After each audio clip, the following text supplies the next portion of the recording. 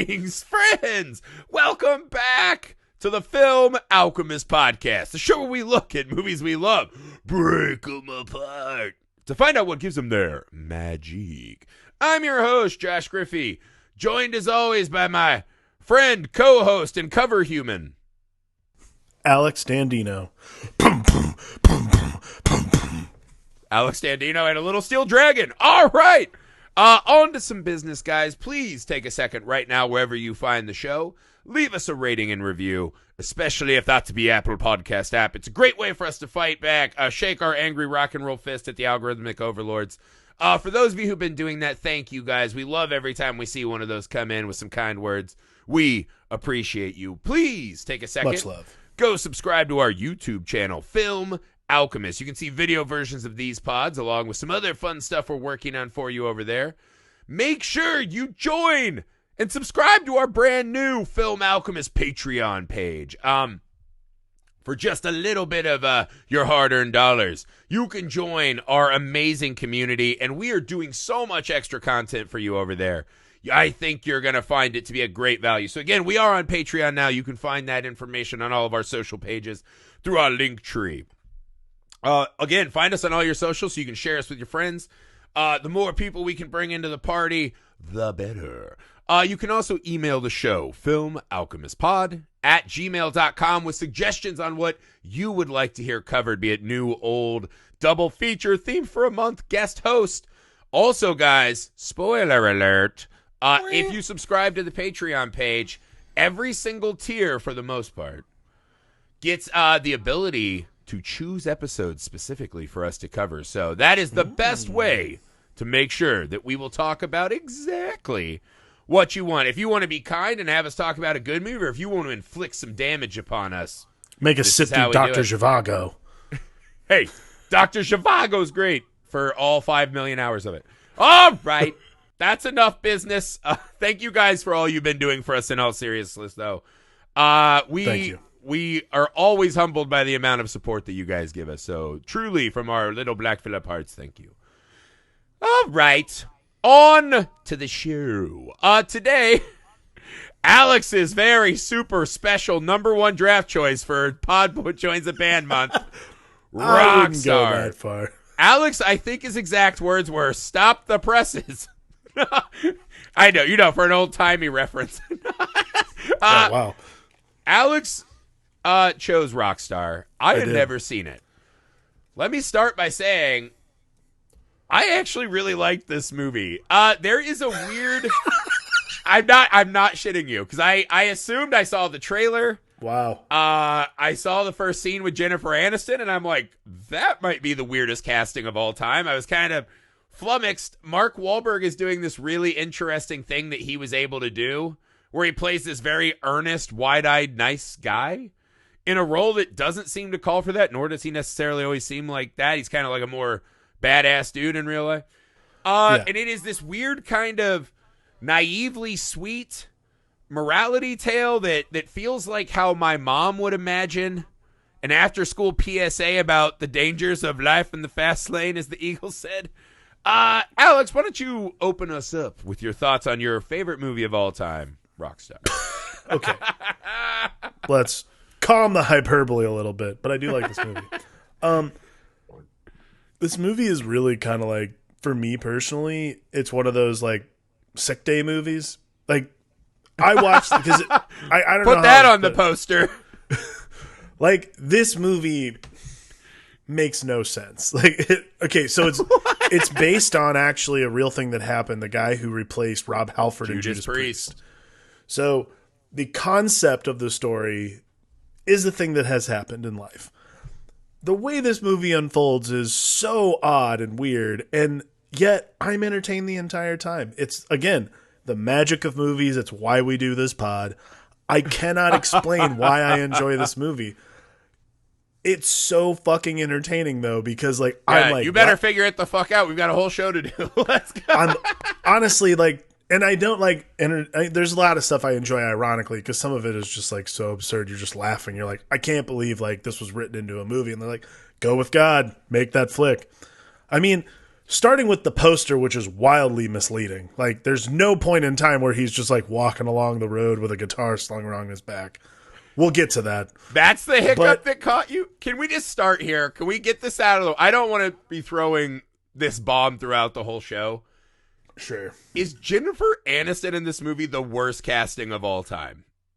Can we talk about who could have done this instead? I'm not an absolute hater of Jennifer Aniston, right? That's not where I'm coming from. Right. She so does not look like someone who would be part of the metal community. She doesn't look like she's young enough to be in this movie. With like her and Mark Wahlberg look dramatically older. That's not like a shot at her for being an older lady.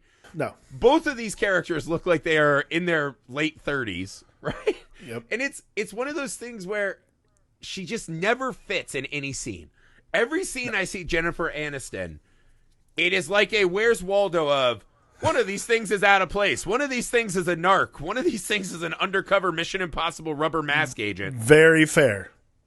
Like, let's just start here. The scene where we have the post-rock show fucking dance orgy?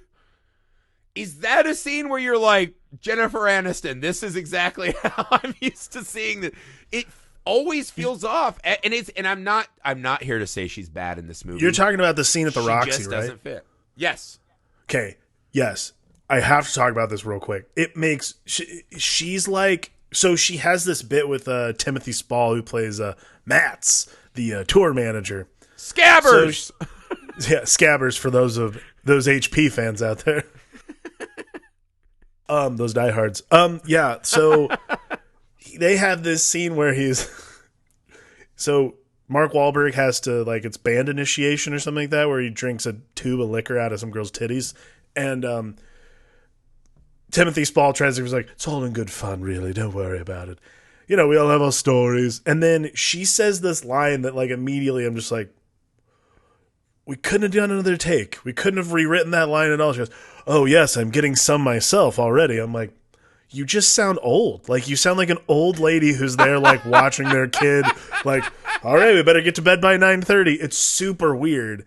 And it's not even old lady. It's that there is no part of Jennifer Aniston whatsoever that feels rock and roll to me, right? Well, what's strange is she's like, at this point, so this movie came out I think in 2001. Yeah. So the movie came out in 2001, so she's like mega famous right now. Not only is like she married to Brad Pitt still, I think, but like she's also still, I think Friends was still on at that point. Yeah, like, Friends was, if not on, it was the biggest show of all time. It's still, I mean, it still is the biggest show. Like, she's super famous. If I had to guess what her, I mean, she probably still has an iPod Shuffle, is full of, I would say, like, you know, what's the most rockinest level she would get up to?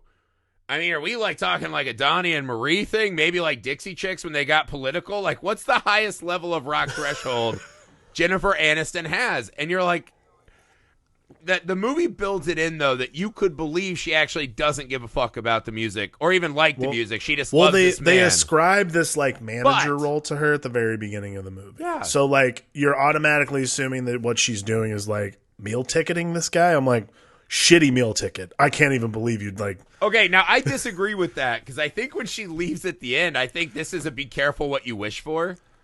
I think there is a built-in loserness in our young friend, the Wahlberg in this movie. There's a built-in loser to this guy, and I think she sees him as like this lovably adorable puppy project. Definitely. He's a project guy for sure. Yeah, and I think it's one of those, no matter how cutesy it is or whatever, she doesn't ever believe this is going to be one of those, oh, he's turned the tables on me. Right. You know, he's big timing me. He's over here in a dance orgy. Now I just got a dance orgy. But he says, I will stop on the Jennifer Aniston thing, but I could not think of a person less rock and roll in my entire mind. I was trying to think, I'm like, who could they have kept? Any of the other people on Friends would have been better. I'll tell you right now, like, I think Florence Henderson, the Brady Bunch mom, might have been more rock and roll than the way that Jennifer Aniston comes. But Jennifer Aniston talks like my aunt. Like, I'm not having any fun. That is like the bigger problem is she's like humming and hawing her way through the movie in this really awkward, weird way that does not work. Because this movie is the ultimate wish fulfillment fantasy, right? Totally. And Jennifer Absolutely. Aniston essentially exists as the only character in the movie who does not accept the premise of the movie and is just doing her like snarky, I guess that's she's just judging the shit out of us, the audience, for wanting to live this absolutely through. Well, like, and I think what's interesting about this movie, like the way it's cut together, and clearly like some major stuff happens that got cut out of the movie, I think, but like they fucking like almost immediately tack this up with like her leaving the movie. Like she basically leaves the movie like 3/4 of the way through because he's just too much, and it's like the come back to me when you're sober type deal. But it's this like, it's like clearly it's like, okay, she's not working for the theme of the movie right now, so we have to get her out of here for at least 30 minutes so this guy can figure out what's going on in his life. It's a really weird, and it's not even fine. that, because the old guy who's getting dialysis, right? The old band rocker who's like no, on it's dialysis. fucking Jason Bonham. No, but this he's getting dialysis, right? Right. And he tells him, he's like, you are getting the chance that every fucking teenage boy has imagined. We all did, right? To me, everyone I knew was like, oh, I want to be James Bond. I'm like, yeah, that involves fist fighting. I want to be in Motley Crue. That was me when I was like 12, right? I want to be in Kiss. Totally. I want to be in Guns N' Roses, right? I want all the WAP without the fucking, pow. That's what I was looking for in my life. And he even says, he's like, let her go. It just doesn't work properly. And it's like, your job is to live this fantasy to the fucking fullest. And the movie does a really weird thing where it's like, yeah, let's just have Mark Wahlberg take a detour from his true love.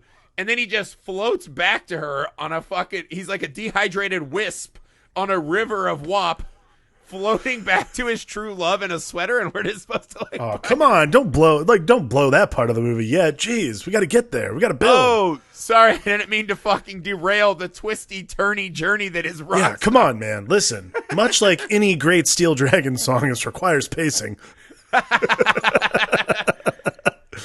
So anyway, second one of the film. No, I'm just kidding. Yeah. So okay, now here's something that one last thing about the Jennifer Aniston casting, and this is something I thought about because I was researching like how this movie was made to begin with. Because obviously the story is a good story for a movie. It actually happened, and so on and so forth. So originally, Brad Pitt was cast as Mark Wahlberg's character. So my thought was the reason she was there is she a leftover from the Brad Pitt casting. Was this supposed to be a Brad and Jennifer movie? So not only could she have been snarky and not buying into the movie, she could have also had an undertone of hate and rage for the crumbling marriage that she was part of.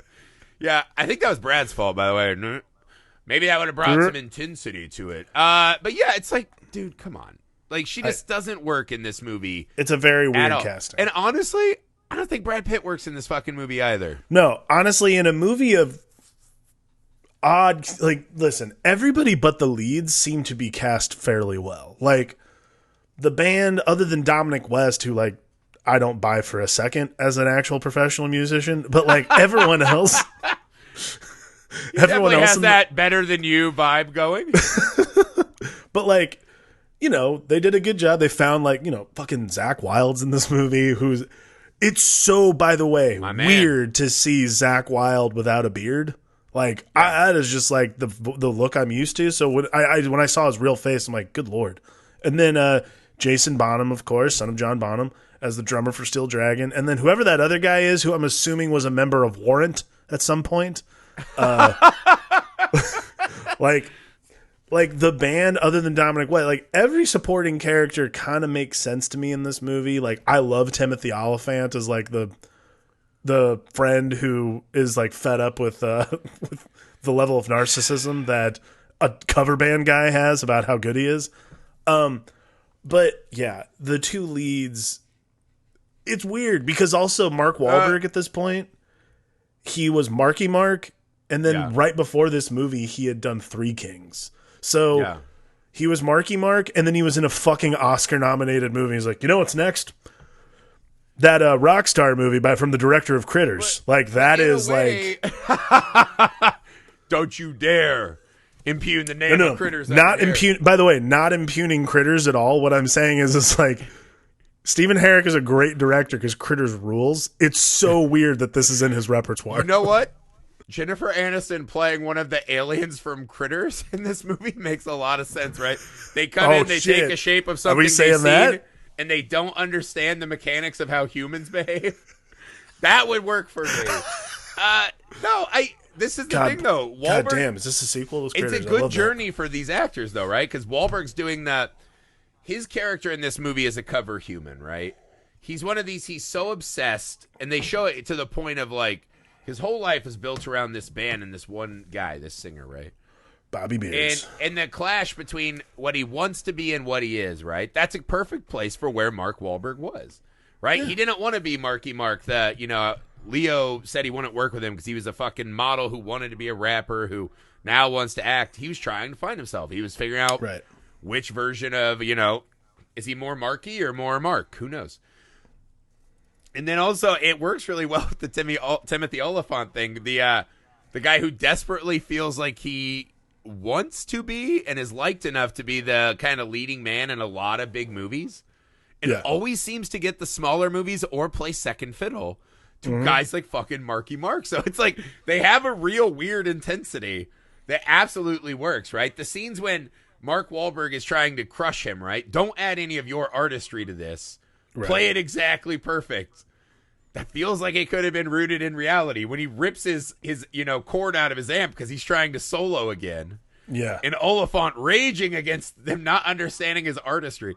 It reminded me of that bit when Kevin Smith was talking shit about Oliphant when they did Catch and Release. And he's like, Oliphant kept giving him shit and acting like how difficult it was because he's not a classically trained actor. And I was like, Oliphant's probably sitting there like, why the fuck am I not in Three Kings? Why am I in Catch and Release? Why is it Marky Mark down here fucking, chewing it up with Kevin Smith? Their vibe really fucking works for the cover band vibe. Oh, no, totally. Like, the chemistry between those two guys and, like, the fights they have feel very real and very visceral. Like, the beginning of the movie is actually a really good, like, hallmark for the whole film. Like, when they're rehearsing and he stops to, like, go over the guitars. Like, this is the lead singer. He plays the song on the tape deck. He plays the song on the tape deck, and he's like, get the squeal right. He's like, I'm doing it. It sounds exactly the same, man. No, man. Got to be grungier. Got to be grosser. Like, he does it like, thank you. That was great.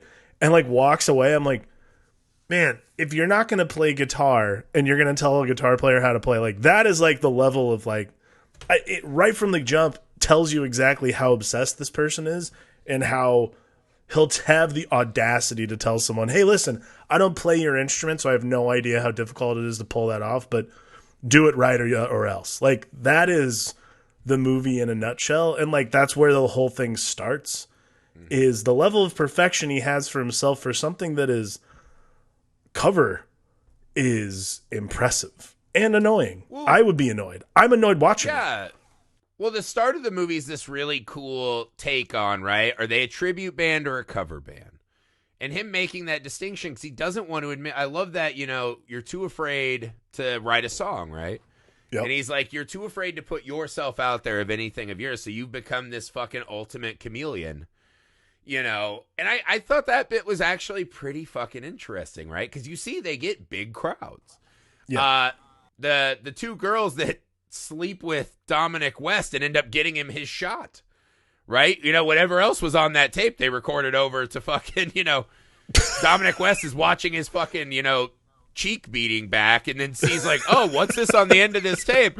An audition, right? Like, he's like, I'm ready. He's he's definitely watching him just go toe to toe with these gals and then like, oh, we almost taped over all this concert we recorded. Oh, this is interesting. Like, thank you. Here. And then he's like, what is that voice of an angel? Oh, that's what not is me. That angelic sound coming from the television? That's not my pancake batter. That's our new lead singer. I do declare. I don't know why that's the voice.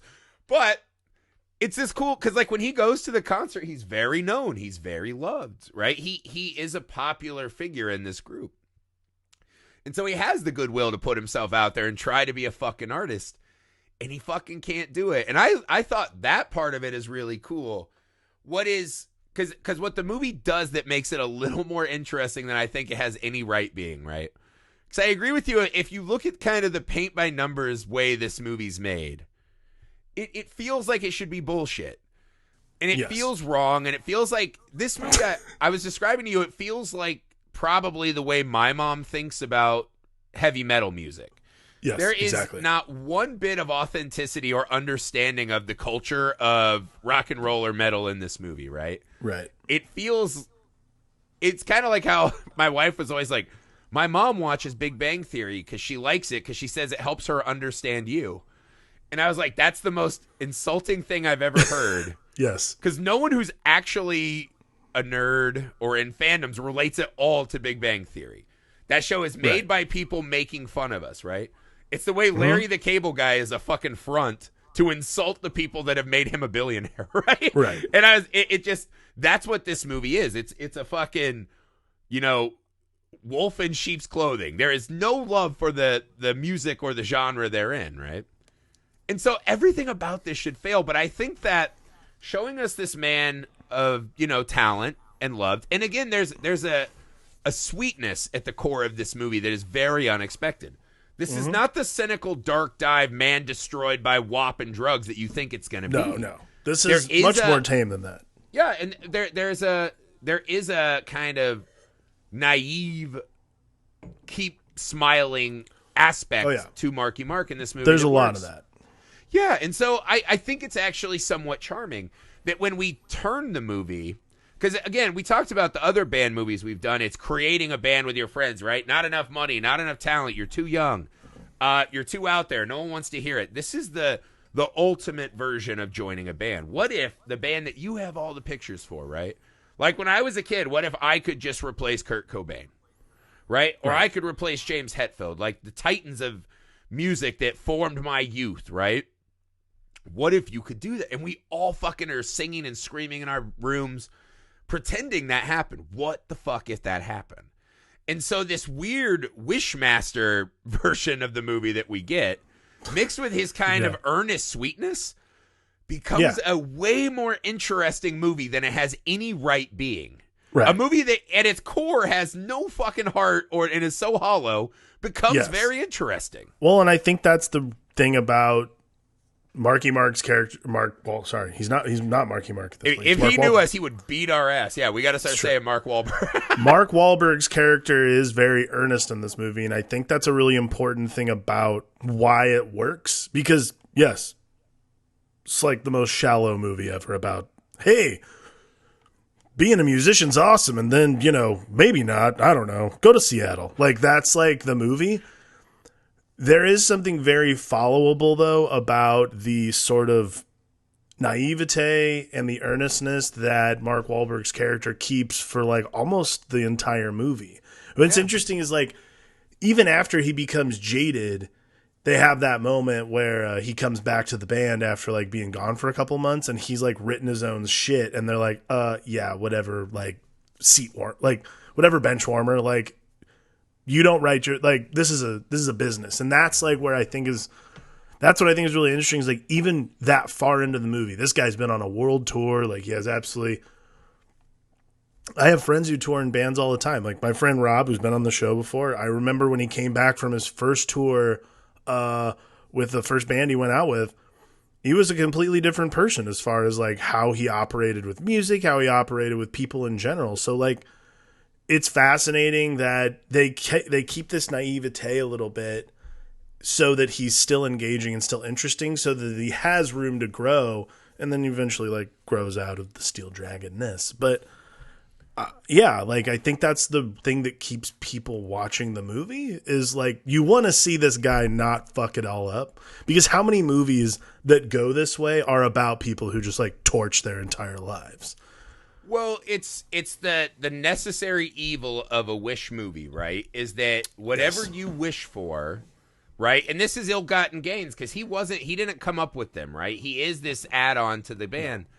Yeah. So by the kind of merits of how you tell a wish fulfillment story, he has to not desire that at the end. He has to not be a cover human, right? And learn to be his own man because even when he starts Breaking Bad and he's crashing motorcycles and just like lining up puss, You know, like, oh, I just need all the fucking, WAP I all can the get. WAP I can get. Boom, boom, boom, boom, boom. And you kind of see this grungy, nasty, like, it doesn't even look like a fun party. Like, the movie really misses all the fun parts about, like, metal life. But it doesn't capture that, like, awesome, 80s fucking hair metal explosion that happened. But there is this, even when he breaks bad and Jennifer Aniston comes to see him in that really cool scene where she comes in and he's like, oh, what are you doing here? I was going to see you in She's like, you're in Seattle. Even when he's breaking bad, he's still somewhat trying to be a good guy, which is, he's not raging and hating on her. He wants to be the man that she fell in love with, right? That, as soon as I saw you, my heart stopped. I knew you could go all the way. I knew you had the talent. He wants to be that guy. That is still important to him. Because I think there's also a part of this, if you just make him I know I'm better and more talented and more handsome than all of you, and I have abs in every shot, and he's a dick, you can't buy into this movie. No, not at all. So there's a very fucking Jethro, for a Beverly Hillbillies topical reference, vibe about him that really works and is charming. And that's the weird scene, because you bring it up when he comes back and he's written his own songs. It's, I don't want to say all the way terrible filmmaking and screenwriting, but for a moment where this is the first time Chris is deciding, I think his name's Chris, right? Chris is deciding, Cole. I need to put some art into this thing, right? Now he's the Oliphant and he's getting shut down. The fact that he just is like, well, I lost my girl. I'm just this fucking party monster, but I'm going to actually write some songs. And we never hear what he wrote. We never hear any of that. And we do. But no, like, not really. We don't hear, like, a song. Like, they don't give him a chance to belt it out. Well, clearly you didn't hear the banger Colorful at the end of the movie. All I heard was, and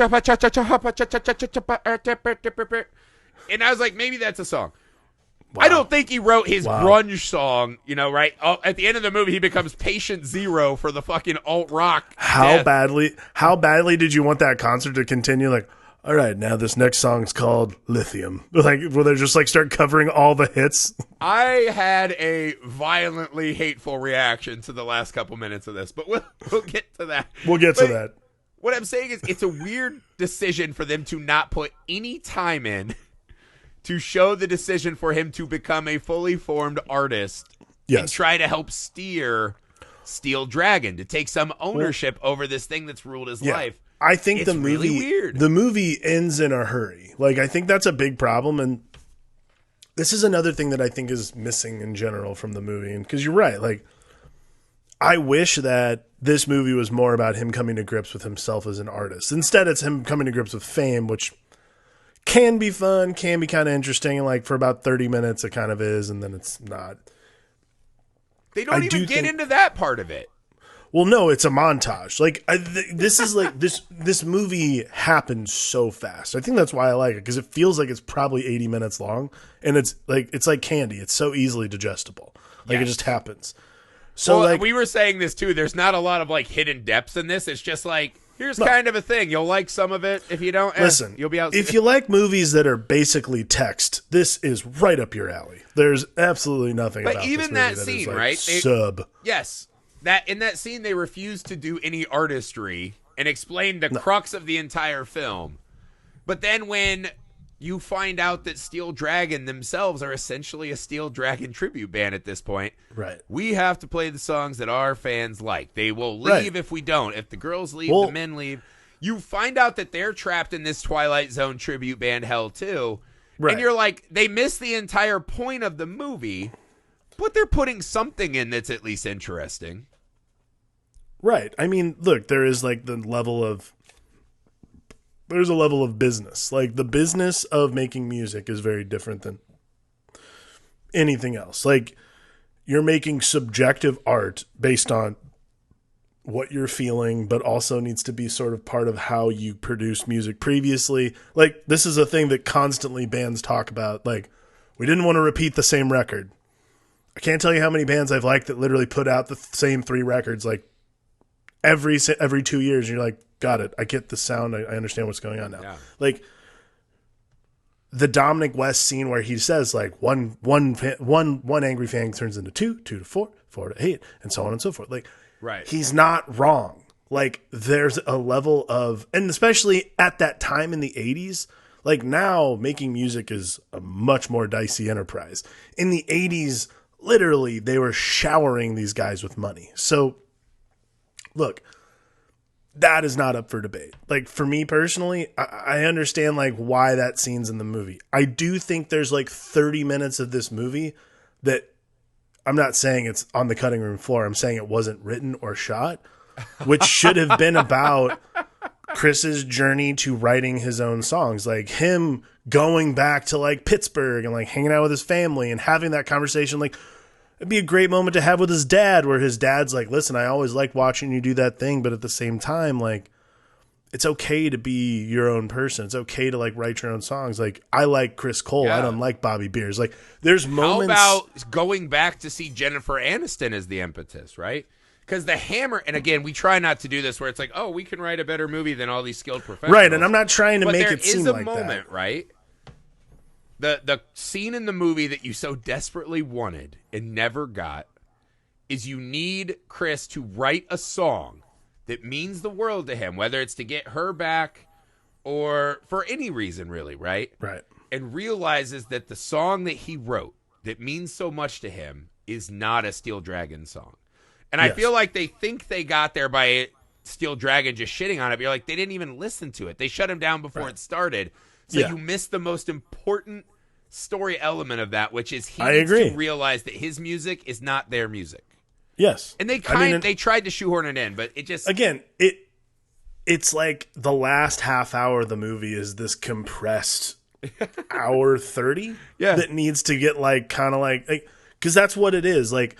This movie just ends in a hurry. Like you see a lot of like it's basically watching that woman pee standing up, and from there we're off to the races, and it's just like madness.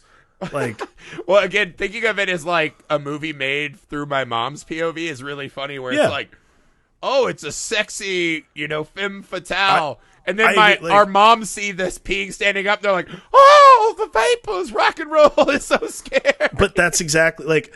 There's a version of this movie that is very homegrown and quiet and like much more plaintive, and I think like is about a very different version of like there's a version of this movie that's shot for like $1 million. Like it's like a Gus Van Sant movie almost. Like but this is very much like this is very much like the Cliff Notes version of how to be famous, how to be rich, how to live your life, how to realize it's not all worth it and move on. Like that is sort of the movie for me. And again, I don't have a problem with that because it is like oddly entertaining in a lot of ways. It absolutely is, because what it really plays like is it's almost famous without all of the important lessons and soul ripped out. Yes, that's exactly what it is. But in a way, that's like saying, oh, like that burrito at the gas station isn't food, and you're like, but at 3 a.m. it's pretty awesome. Right? Like, I'm not trying to make cuisine when I'm just getting home from the bar. I just want to smash like carbs and grease in my face. Right.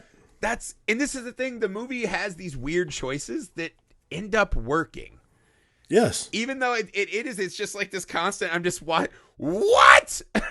It's all the time. His true, like, essentially the essence of his arc is he falls down some stairs, looks around, he's like, oh, my head's bleeding. What do I do? He stands up and keeps singing, and they're like, look at that character development. You're like... Okay. All right. That's what we're... But there was a scene that I really liked. I liked when he's at his wit's end. I liked him and Scabber's conversation in the bar. I thought that was really cool. I thought you were going to say you liked that part where the dad references that he totally ate his mom out. The dad's just like, I also eat pussy like my imaginary son Izzy. Lots of it. His dad's like Gaston, except for 30 eggs every day. It's just 30 whops. And it's like, thanks, Dad. That's gross. Sorry, didn't mean to cut off this meaningful moment, but I definitely thought that's where you're going. Family and friends. So it's like, hey, everyone in the room. Family and friends. And then like the brother's like, come on, guys, that's gross. It's like, dude. Yeah. Yes. Why? But, he's like, I see shit in the streets as a cop, but...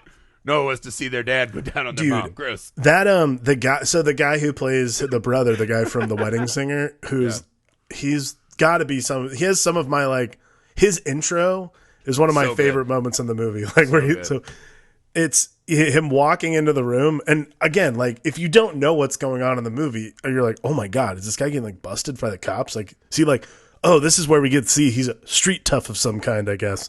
Yeah. With his very nice hair and his super cool leather pants. No, it's just like douchey brothers. Like, where's your stash, huh? Wait, get up. Like, I fucking love. And then that. Even is like when he comes down in his Dwight Schrute outfit, he's still ready to fight. You want to go? I thought that, but see, that's the thing. I feel like that opening of the movie is really good. I love the opening of the movie, and the second half weirdly still is very fun.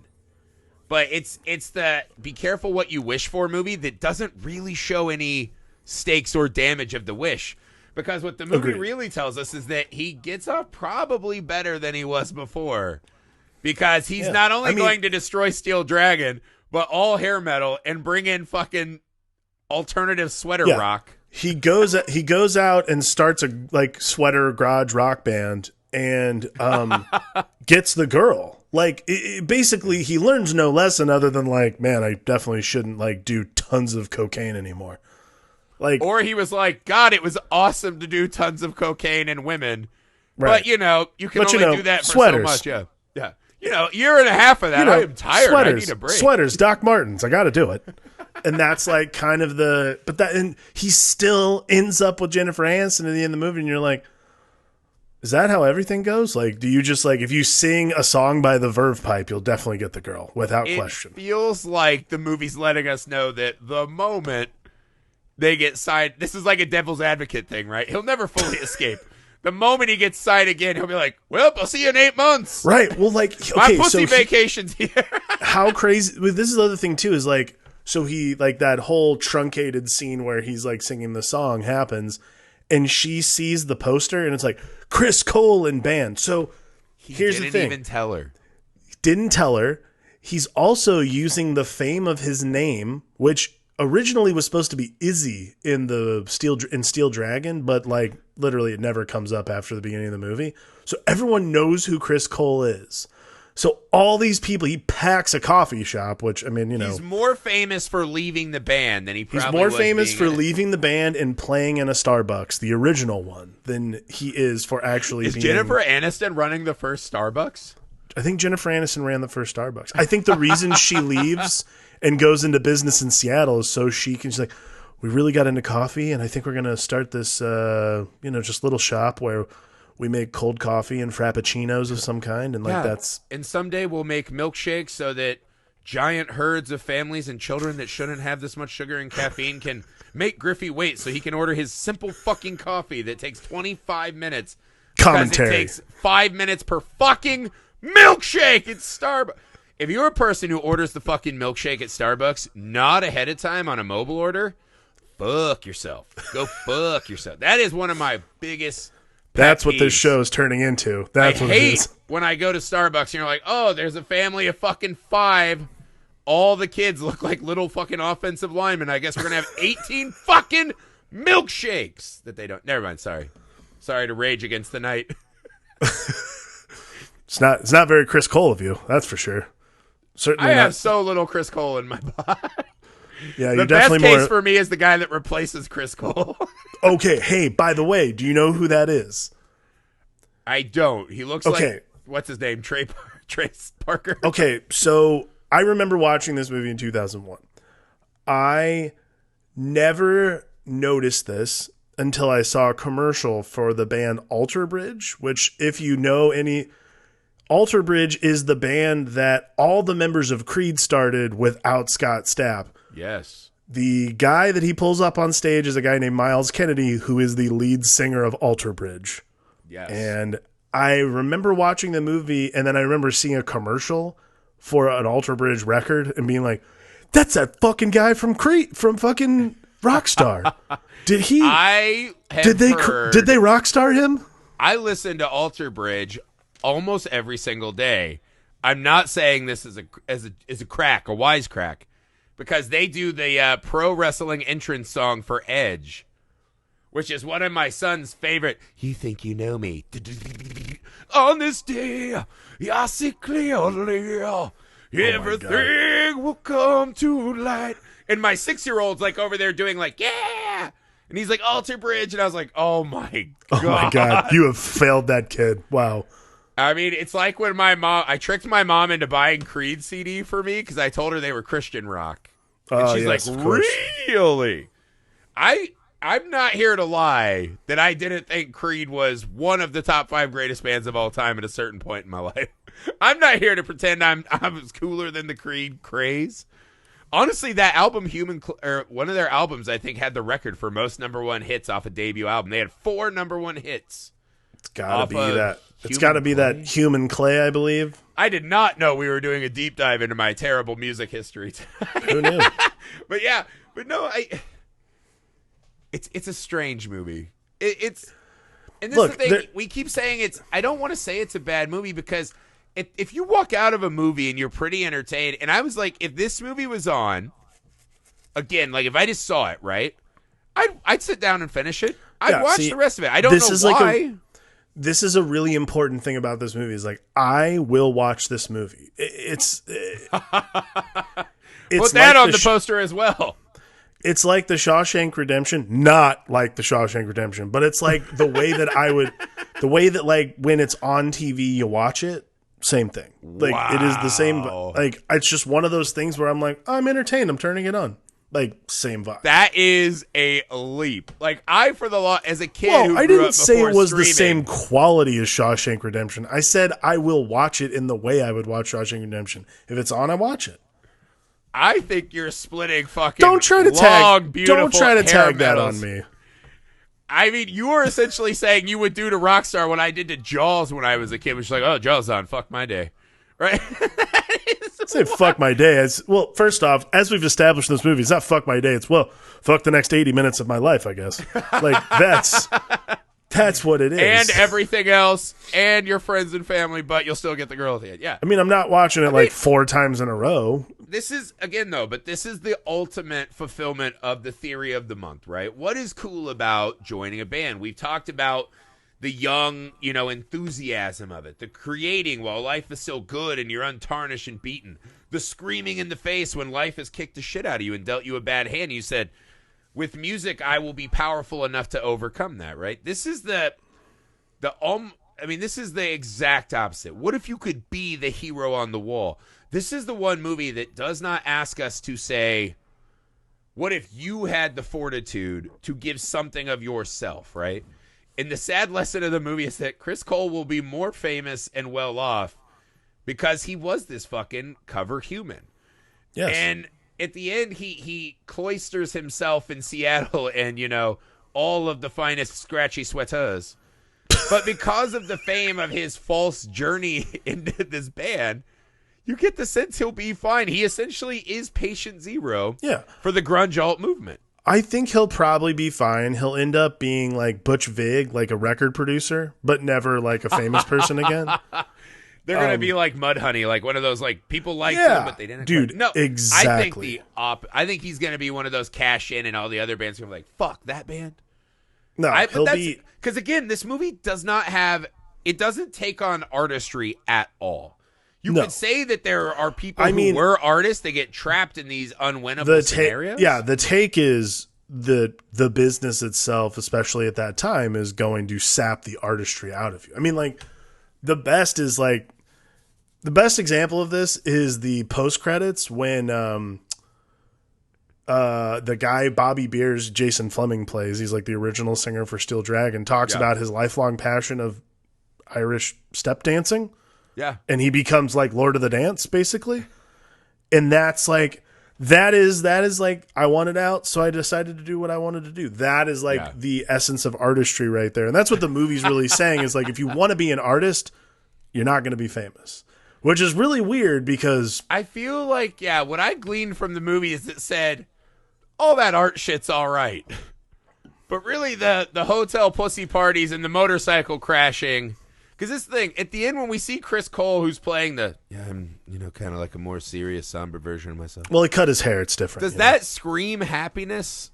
Do you see Chris at the end? You're like, man, what a liberated, happy guy. No, he's like, Well, he's like playing guitar on a stoop nearby, and then his friend walks up and says hi to him. Yeah. So, I mean, like, I'm just saying, Where's that nice fucking Jethro we had at the start of the movie? Here's He's this. back in that proverbial heaven suite. The movie's telling us, use your artistry so long as it can get you to the party and then fuck artistry. There is like a huge, I will say this, there is this huge gripe I have about the postscript like going like into this like ending of the movie, which is the way in which they allow him to like progress. So, okay. He walks off stage and the guy from Alter Bridge runs out and finishes the show. He like walks out of the venue, disappears. He has to take a pee, man. Back to that scene I loved. He has to take a piss. So he goes and takes a piss and walks out like no longer in Steel Dragon. The succession of events is as follows. He leaves. The next thing you see, he's hitchhiked to Seattle in a semi. And then you see him sitting like by the wharf and he's playing his guitar like a homeless person. And then Timothy Oliphant walks by. A rich as fuck person. Okay, now that's what I'm talking about. In no facet of reality, like this is the most contrived part. And this is the thing that always like bothers me about this movie, honestly, besides like it being kind of hollow, is like in no facet of reality is like Chris Cole not a rich person. Like he's clearly rich. Even if he got sued back to like the Stone Age, that takes time. That and still also, takes time. He's famous as shit, so he'd have opportunity. Yeah, he has opportunities. Like, there's absolutely no reason in the world he needs to hitchhike across the country in a semi with his guitar slanged across his back and a fucking duffel bag. No. Sorry. I'm a cowboy. Well, like, that's the other thing too. Is like what they don't want to tell you. What they don't want to tell you is that when he's like, "I really missed you, Emily," and they like go back. They go back to his like fucking palatial 4-star hotel room with like all kinds of shit in it because he's famous, he's rich. Like they'll do that. It's not even that. One of the things I hate most about this, besides Chris just absolutely never in the song he plays, you're like, that doesn't feel like you either. Now you're just this other fucking version of a cover man. He's like a fucking pod person, right? The thing I hate most is that this movie that shows absolutely no love for 80s hair metal or any of those bands. A lot of those bands kicked fucking ass. Yes. And they made amazing music. And yes, was it a little more vapid music? Sure. But it was fucking awesome. Still fun. And it meant a lot to a lot of people, right? And the movie has the fucking audacity, because of the sheer cowardice of these people to not learn the subject matter, to say that Chris learning to become a real boy like Pinocchio in a sweater with a dumb haircut. Couldn't get through one whole pod without a Pinocchio reference. No. So little Pinocchio Chris with his bad sweater and haircut is now a real boy and becomes the fucking harbinger for all these actually talented musicians. He's the Llewyn Davis. So when Chris fucking... I'm going to let that one slide. So when Chris fucking becomes Pinocchio, right? He is now going to destroy this thing that he loves so much that he devoted his whole life to it just because they didn't take his fucking songs that may have been shit. Seemed like it by the end. And I was like... Probably terrible. That the fucking producers are saying that Chris's minor character development will fucking bring down hair metal, and then slander them in those interviews, those postscript interviews where they're just talking like absolute cocks. Just slandering the whole fucking 80s hair metal explosion as if all of them were shit. Loved it. That fucking made me mad. That actually made me... And again, these are people that just do not understand the fucking scene that they're covering. Yeah, there are these like... Me off. I don't know if you count... There's a couple of like tangential references to current like pop stars. Like for instance, like Jason Bonham comes in and trashes his hotel room. Like, what happened? Like, found out his wife's leaving for Peter Gabriel. I'm like, yeah, of course she would. Well, like, because he's the drummer. No woman can love Phil Collins. It's like, no woman can love Phil Collins. He's the drummer for Steel Dragon, and he's fucking Peter Gabriel. Duh. Yeah. Like, yeah, makes total sense. He's gonna sledgehammer that for sure. Oh, the lady that you fucking leave in your fucking side piece limo got sad and traded up. Bummer. Yeah. Oh, boo-hoo. I mean, and that's the thing. Even the fucking absolute disrespect for subject matter, even with some really unusual casting, even with no focus on character development or actual narrative touchstones that we rely on in all movies. These are all things we want in movies. All things we want in movies. somehow still has a charm. To me, it reminds me, this movie very much is a cover movie, right? Yes. It seems, my God, that is a great way to put it. Would yes. like, but it's so hollow and empty. That is a great way to put it. It's a movie covering a movie. That is what it is. The movie itself is a cover song. This is a poor cover of Almost Famous. Right? Just rip all the fucking gut. Like Russell or Cameron Crowe, when he actually had a deep love. He lived that. Yeah. That was him.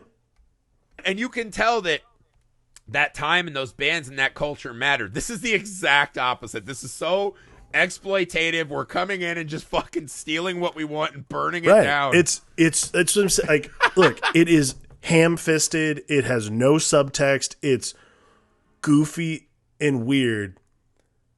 I'm still so entertained by it every time I turn it on. That's the fucking alchemy myth, man. Or the that alchemy paradox, right? Why does this still work? Why is it entertaining? I think it's that there are just enough weird choices that make it interesting. Is kind of the weirdest Twilight Zone episode ever. Absolutely. Well, no, it's not even a Twilight Zone. Twilight Zone, they learned something. At the end, this guy's like, cool, I just get to do this again. He's just like, I fooled them again. Right? He's like the alien at the diner who has the fucking fedora over his third eye. He's like, now I'm going to destroy all the pussies in a sweater. Yeah, it's a weird, on paper, I should hate this movie. Oh, yeah. And other than their disrespect of hair metal, I actually really liked it. This was an absolute... First off, I thought you had seen Jennifer this movie. Aniston. I thought you had seen this movie, so I didn't know I was giving you one you had never watched before. And when you told me that, I'm like, we're not going to do the pod. Not a chance. You thought I was going to cancel? I did. Like, I figured you would have gotten 20 minutes into the movie and you'd been like, I can't believe you even think we would do this. Like, I legitimately expected... I mean, that might have crossed my mind, and then it just sucked me in. I was honestly Googling other movies. Like, I'm like, maybe we should just do Almost Famous. And then you didn't say anything, and I'm like, I guess. And then we're here, we're recording, and I'm like, I guess we'll just do it. It's done. That's it. It's done. We did it. We made it to the big soul save my life. Boing. I want those face melters, dude. God, the disrespect. The disrespect. All right, guys, that's enough for Rockstar. I think that's more than enough for Rockstar. I can't believe we made fair treatment.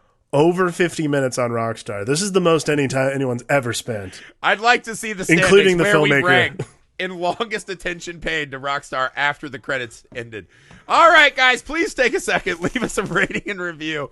Please subscribe to our YouTube channel, Film Alchemist. Please join our Patreon community. Please. It's going to be so fun. It's going to be really fun, guys. Please email the show, filmalchemistpod@gmail.com, with your suggestions on movies you'd like to hear us cover. Please find us on all the socials you're on and share us with your movie-loving friends. More than anything, thank you guys for joining us. For the Film Alchemist, I'm Josh Griffey. I am Alex Dandino.